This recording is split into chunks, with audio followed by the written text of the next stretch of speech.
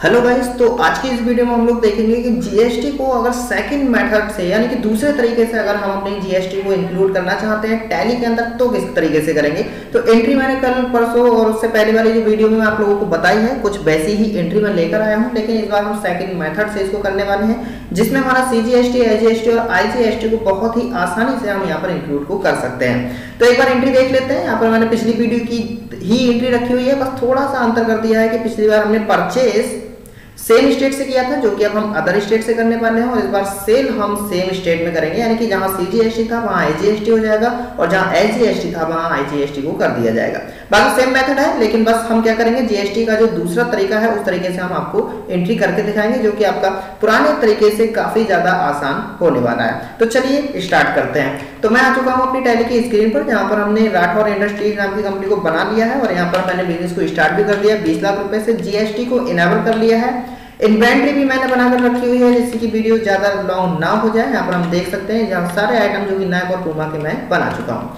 बस हमारी जल्दी से यहाँ पर आकर लेजर को समझ लेना है, बस लेजर का ही डिफरेंस है, बाकी वहां जाकर बहुत ही आसान हो जाएगी। यहाँ पर हम पहुंचेंगे तो जैसे कि मैंने कहा था कि हम जब जैकेट को परचेज करते हैं या कोई भी प्रोडक्ट के लिए जब हम परचेज करते हैं तो वो परचेज अकाउंट में रखते हैं, और उसके बाद यहाँ पर हम इसके जितने भी टैक्सेस होते हैं उसमें चेंजेस करते हुए आगे को बढ़ते हैं। लेकिन इस बार हमें कोई भी चेंजेस नहीं करनी है यहाँ पर, इसलिए मैं इसको ऐसे ही छोड़ देता हूँ। कोई भी डिटेल हमें भरने की जरूरत नहीं है।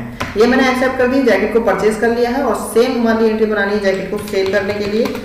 तो ये मैंने यहाँ पर लिखा हुआ है जैकेट सेल अकाउंट, जो कि रहेगा हमारा सेल अकाउंट के अंडर। यहाँ पर हमें कुछ भी चेंजेस को नहीं करना है, बहुत ही आसान तरीके से इस एंट्री को करने वाले हैं हम लोग। तो यहाँ पर मैं सर्विस की जगह गुड्स ही ले लेता हूँ, वैसे कोई फर्क नहीं पड़ने वाला है। इसे हमने एक्सेप्ट कर दिया। जो चेंजेस करनी है वो हमारी टैक्स के लेजर में करनी है, सीजीएसटी। तो सीजीएसटी में हमारे जो है देखना है कि किस तरीके से करना है, ये बहुत ज्यादा इंपॉर्टेंट हमारे रहने वाला है। तो जो कि हमारे टैक्सेस जितने भी होते हैं ड्यूटीज एंड टैक्सेस में रहेंगे, और यहाँ पर जीएसटी ना लेकर हम यहाँ पर लेने वाले हैं अदर में लेकर जब हम पहुंचेंगे तो यहाँ पर हमारी नीचे की साइड में स्टेशनरी एंड इंफॉर्मेशन में ऑप्शन मिलेगा जीएसटी का, जहां पर हमें जीएसटी के लिए सिलेक्ट कर लेना है। जीएसटी को सिलेक्ट करेंगे, किस पे लगानी है भाई, गुड्स पर या बहुत पर या सर्विस पर। तो हमने गुड्स को सिलेक्ट किया है, और बेस्ड ऑन क्वांटिटी या वैल्यू पर, तो हम जो भी वैल्यू निकल कर आएगी उस वैल्यू पर यहाँ पर करने वाले हैं। वैल्यू को सिलेक्ट करके हमने एक्सेप्ट कर दिया। बस यही चेंजेस हमें एजीएसटी और आईजीएसटी में भी करनी है। तो देखिए जल्दी से हम बना लेते हैं। एजीएसटी ड्यूटीज एंड टैक्सेस में रहेगा, जो कि हम अदर में लेकर यहाँ पर जीएसटी को लगाएंगे, गुड्स पर लगाएंगे, और बेस्ड ऑन वैल्यू को लेकर एक्सेप्ट कर देते हैं, और सेम रहेगा हमारे पास आईजीएसटी। तो इसके लिए हम बना लेते हैं आईजीएसटी, जो कि हमारे ड्यूटीज एंड टैक्सेस में रहेगा, अदर में लेकर इसके लिए क्या कर देते हैं हम जीएसटी में जाके गुड्स में जाएंगे, और बेस्ड ऑन वैल्यू को लेकर इसको एक्सेप्ट कर लेते हैं। अब इसका इफेक्ट वहां पर किस तरीके से देखने के लिए मिलेगा ये भी देख लेते हैं। यहाँ से हम बैक चलेंगे, और बैक चलने पर कहाँ पहुंचेंगे हम, अकाउंटिंग वाउचर में। तो हम जब परचेज करने पहुंचते हैं तो परचेज करने पर क्या हो रहा था, हमने कैश को सिलेक्ट किया, जैकेट परचेज को सिलेक्ट किया, नाइक को यहाँ पर सिलेक्ट किया, जो कि हमारे 200 क्वांटिटी 1000 के रेट में था, 1000 के रेट में लिया हुआ है। और यहाँ पर अगर मैं पूमा की बात करूं तो हमारे पास 100 क्वांटिटी 2000 के रेट में हमने ली थी। यहाँ पर जैसे हम सीजीएसटी या आईजीएसटी के लिए हम सिलेक्ट करते थे तो हमारा यहाँ पर ऑटोमेटिकली रेट निकल कर आता था, लेकिन यहाँ पर हमें रेट खुद से डालना होगा। तो सीजीएसटी अब मैं बात करूं तो हमने जो परचेज किया है वो अदर स्टेट से किया है, तो अदर स्टेट का मतलब है आईजीएसटी लेना है। हमने यहाँ पर क्या ले लिया, ये 18%, और 18% लेने के बाद यहाँ पर देख सकते हैं 72,000 ऑटोमेटिक निकल कर आ गए। यहाँ पर तुम्हारी ये फायदा मिलता है कि अगर 10% है तो यहीं पर आप 10% ले सकते हो, यहीं पर आप 7% ले सकते हो, 4% ले सकते हो, 12% ले सकते हो, 20% ले सकते हो। तो यहाँ पर हम जितना भी रखना चाहें उसी के अकॉर्डिंग हमारा टैक्स निकल कर आ जाता है। अब क्योंकि हमारा जैकेट में मैंने 18% इंक्लूड किया है तो 18% के हिसाब से हमारा 72,000 रुपए बनता है। इसको हमने एंटर प्रेस करते हुए कर लिया एक्सेप्ट। तो वही ना, ये वाली एंट्री हमारी बाकी से आसान है। यहाँ पर हम अलग अलग रेट के हिसाब से कर सकते हैं, लेजर को बदलने की जरूरत नहीं पड़ेगी। सेल कंडीशन हमारी सेल में आएगी, तो सेल में पहुंचते हैं हम, और सेल में जाएंगे जैकेट सेल में। जैकेट सेल में हमने नाइक को लिया है, जो कि हमारे पास 200 क्वांटिटी है 1000 के रेट में, जो कि हम 1200 के रेट में सेल करने वाले हैं। दूसरा है हमारे पास पूमा, जो कि हम यहाँ पर 2400 के रेट में यहाँ पर सेल करने वाले हैं, 4,80,000 का। यहाँ पर सीजीएसटी को हमें इंक्लूड करना है। अब क्योंकि सीजीएसटी है और हमारे पास, क्योंकि हम इसको सेम स्टेट में सेल करने वाले हैं, सीजीएसटी 18% के हिसाब से हमें आधी यानी कि 9% लगानी है। 9% हमारी 43,200 रुपए निकल कर आती है। और यहाँ पर अगर मैं बात करूँ एससी/एसटी की, तो ये भी हम 9% यहाँ पर इंक्लूड कर सकते हैं। इसमें हम अगर तुम डिस्काउंट लेना चाहते हो तो यहाँ पर Alt+D से हम डिस्काउंट भी ऐड कर सकते हैं। ये मैंने डिस्काउंट के लिए बनाया हुआ है और जो भी डिस्काउंट पे रहेगा, और ये हमारा रहता है इनडायरेक्ट एक्सपेंस के अंदर। तो डिस्काउंट पे में जाकर हम यहाँ पर कुछ भी चेंजेस ना करके एक्सेप्ट कर लेंगे, और जितना भी तुम्हारे लिए डिस्काउंट लगाना हो तो वो टोटल 4,80,000 पर हम डिस्काउंट दे सकते हैं। जैसे कि मान लो मैंने यहाँ पर 10 दिया है, तो -10 करेंगे तो ये हमारा 48,000 रुपये माइनस कर दिया जाता है। अब यहाँ पर देख सकते हैं, अगर मैंने यहाँ पर क्या किया है, ये 0 लिखा हुआ है, ये हमारे पास कोई भी अमाउंट नहीं है। तो यहाँ पर हम देख सकते हैं कि हमारे पास जो अमाउंट निकल कर आ रहा है 9% के हिसाब से वो 5,66,400 रुपये निकल कर आता है। और अगर हम यहाँ पर डिस्काउंट इंक्लूड कर देते हैं माइनस का 10%, तो 5,66 वाला हमारा 5,18,400 रुपये रह जाता है। तो क्लियर है। तो यहाँ पर मैंने डिस्काउंट लगाया हुआ है, चलिए इसके लिए मैं एक्सेप्ट कर देता हूँ, डिस्काउंट भी हो गया इसी बहाने। तो एक्सेप्ट कर दिया। एक बार इसका बिल देख लेते हैं कि ये वाला, अगर मैं बिल निकालने की बात करूँ तो ये हमारा किस तरीके से दिखाई देगा। डिस्प्ले में जाएंगे हम डे बुक में, और डे बुक में जाने के बाद जो हमारा सेल का था, तो यहाँ पर हम चलते हैं Alt+P के साथ इसको हम प्रीव्यू, हम इसका प्रिंट देख लेते हैं किस तरीके से जनरेट होने वाला है। तो ये आ गया हमारे पास इनवॉइस का। तो यहाँ पर देख सकते हैं जो हमने जैकेट परचेज किए हैं, नाइक की 200 है, पूमा की 100 है, और यहाँ पर CGST 9%, SGST 9% और डिस्काउंट 10% देकर इतना अमाउंट हो रहा है। टोटल अगर मैं बात करूँ तो 300 क्वांटिटी का 5,18,400 रुपए का अमाउंट बनकर आ जाता है। तो ये इस तरीके से हमारा बिल बन जाएगा अगर हम इस वाले मेथड से करते हैं तब।